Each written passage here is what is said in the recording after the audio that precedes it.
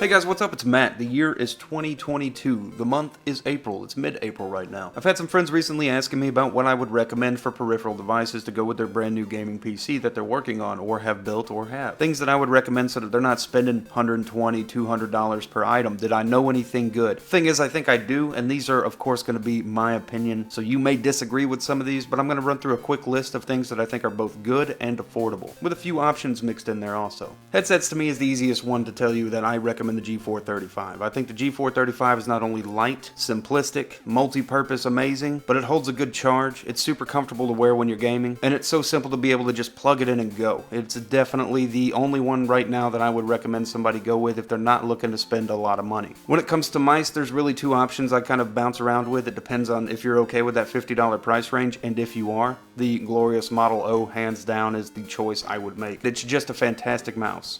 But if you don't want to spend that much looking up something, and this makes me cringe a little bit to say because I will often avoid this company. I just don't like the company, though they do make some pretty good products sometimes. The 2018 Deathadder you can usually find for about $20 to $21. While both these mice are good, to me the clear winner is going to be the glorious Model O. It's just a far better mouse. When it comes to mice in general, when it comes to me recommending mice to somebody, it's probably going to come from Glorious until something better just really comes along. The next big thing that can be hard to shop for are keyboards. There are two real contender companies, and I'm going to talk about those. Both Redragon and Kludge make great keyboards. The more modern ones that they're making are coming with 5-pin PCB and hot swappable switches. When you have the ability to take a keyboard from a company and decide that I'm going to go a little bit further down the road, you're going to lube your own switches, you're going to change switches, you want a company that's going to give you something that's hot swappable like Redragon or Kludge often do now. But until you get there, you have a nice mechanical keyboard for a pretty rounded price. Now the price does vary depending on which ones you're looking at, but you can expect to spend between $45 and about $80 depending on which one of those you're looking at for the recommended hot swappable ones. Now if it comes to gamepads, and this is something you're interested in, the gamepads to keep in mind, I'm pretty much just going to tell you I would only recommend 8BitDo for the most part. There are some good gamepads out there. I've looked at them from GameSir, I've looked at them from Redragon, but I always come back to 8BitDo. And if you want to argue with me and say 8BitDo, that's fine. Because of this. 8BitDo. That's from the own company's own speaker's mouth. I own about 5 8BitDo controllers myself. I just continually go back to them and purchase them, and I love them. So speakers are another thing. Most people want speakers. Good speakers cost money. Really good speakers cost way too much money. Decent speakers?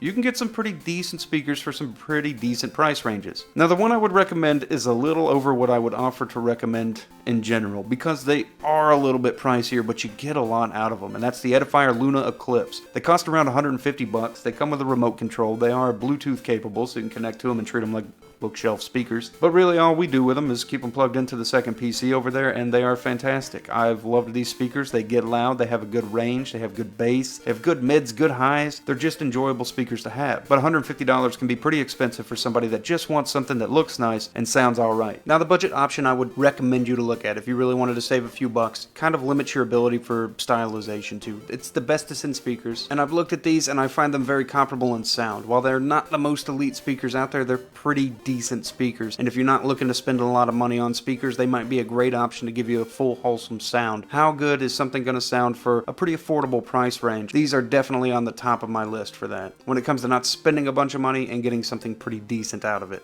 Anyways guys, that's pretty much all I had for you. I just wanted to recap on a few things I'd recommend. I don't know if that'll help you. I know that my opinions can be quite subjective to my thoughts or how I feel about things or what I'm using currently. But these have been a couple of the things that I would recommend to people around me to try out, to buy. If you don't like it, send it back kind of thing. And they'll save you a few bucks and you'll have a pretty happy start with your peripheral setups. Anyways, you guys have a great day, night, whatever it is, and I'll see you in the next video I do.